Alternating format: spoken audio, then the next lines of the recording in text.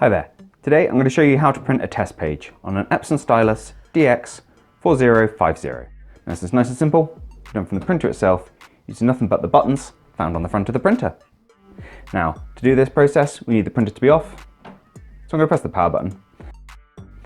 And now that LED has stopped flashing, I know we're ready to go. What we need to do is hold down the power button and the ink drop for around 3 seconds. So here we go.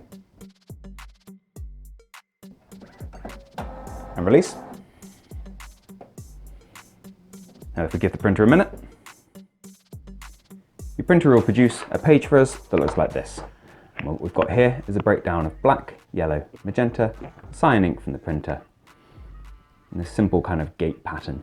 As you can see, my magenta ink is almost completely absent and the cyan ink is looking pretty dirty. So I'd recommend doing some cleaning cycles from the printer itself, which we have a separate video for on our channel. And if you're interested, you've got a breakdown of the estimated ink levels of the cartridges in there as well. But that's about all there is to see. Thank you for taking the time to watch this video. If it's been useful, please do let me know with a like. If there's anything else we can help with, let me know with a comment. Otherwise, take care and I'll see you in the next one. Bye bye.